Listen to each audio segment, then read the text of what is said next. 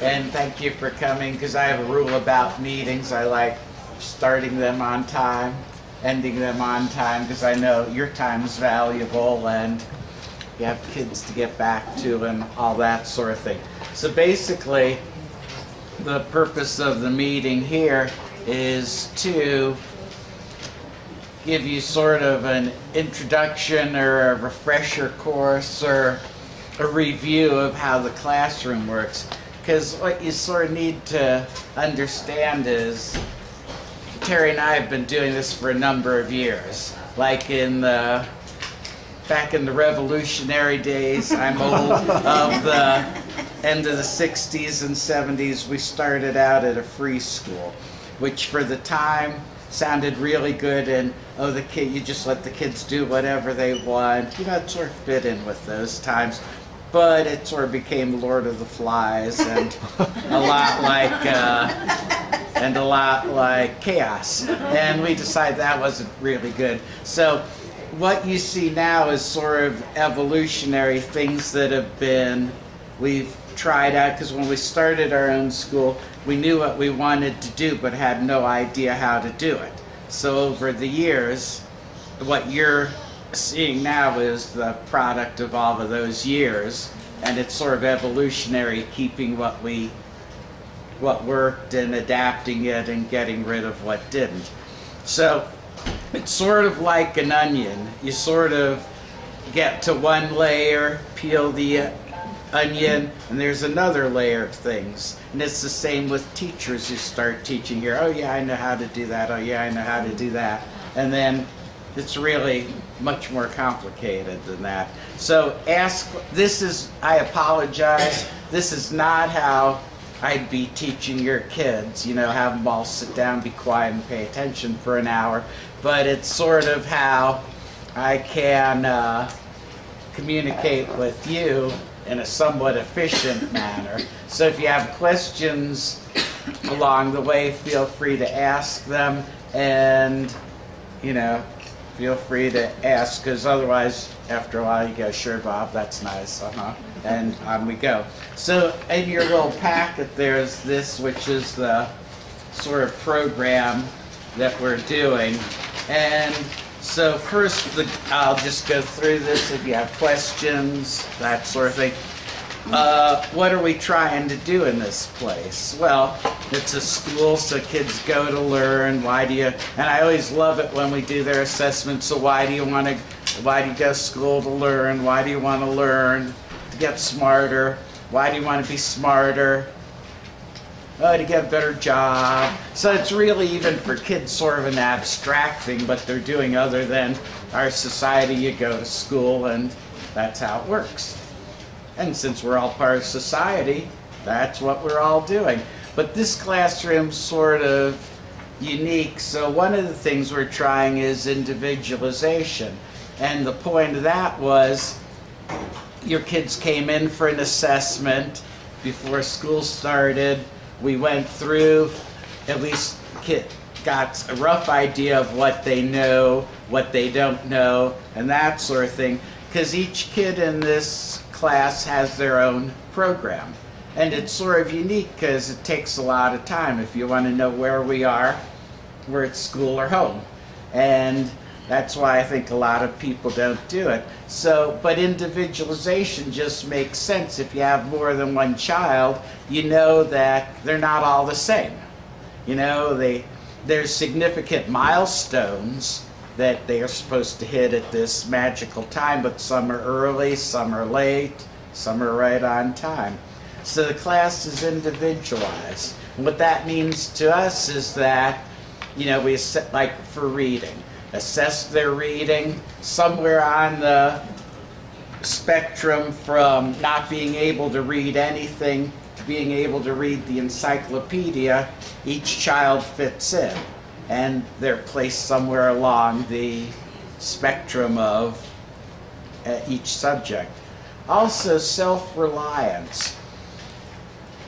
As I get older, it's sometimes harder because life is changing and that sort of thing. But really what we want the kids to be able to do is to help themselves out. to learn how to do things, to learn how, instead of running, oh Bob, help me with this, to start learning how to help themselves out. And we don't just say, oh, well, good luck, kid, there you go, because then they just get frustrated and that wouldn't work. But over a period of time, it works sort of interestingly here. You have 3 ages of kids: first graders, second graders, third graders, 6 through 9-year-olds. First graders who come in is, if you're the parent of a first grader and a child new to the classroom, sort of overwhelming a little bit. There's a lot going on, and there's a lot of kids, there's a lot of activities.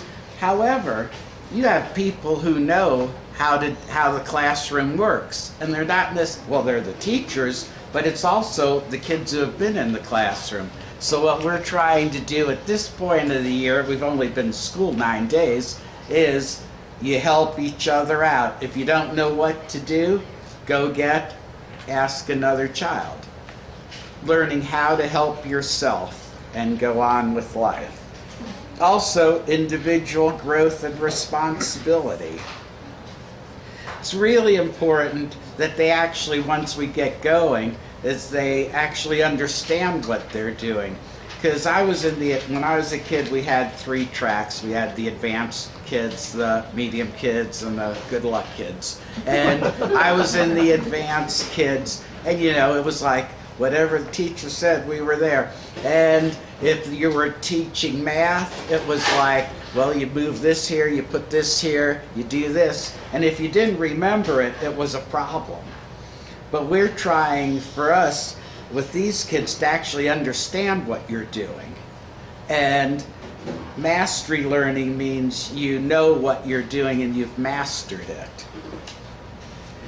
Also, contributing to the community. This is a community of sorts. Any get-together, the kids are in a community. Their community during the day is the lower elementary class.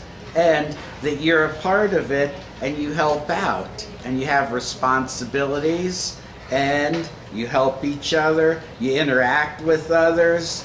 And another thing is learning to make decisions, because part of our goal is by the time the child is 18 or so, they're ready to go out in the world and, go to college, do a job, invent something, whatever they're going to do, make their way in the world. But the only way you get better at making decisions is by actually making decisions. And if someone's always telling you, well, pick up your clothes, now go brush your teeth, now go do this, now do your math, we try to ask questions a lot more. Well, like the big thing now is, I'm done with my work.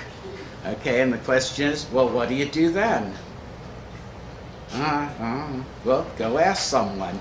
But so that they're starting to figure out, how do you help yourself and make decisions. Sometimes children make really foolish decisions. Sometimes adults make really foolish decisions. Sometimes kids make wise decisions. So do adults. Adults who make wise decisions have had lots of practice making decisions. And so part of it is we're not always giving them the answer. And sometimes people will say, that doesn't sit well with people. But really, you need to realize we're trying to help them help themselves and figure it out. And there's also consequences. If you don't make decisions that are really wise, there might be unexpected consequences. If you chose to fool around during the work session, the consequence might be, well, you've already had a bit of a break, so during playtime outside, it would be a great time for you to get caught up with your work. We're not mad at them. If I don't get my work done, better find the time to do it. So sort of trying to help them take on responsibility. I would really encourage you, there's on your thing, it's Love and Logic.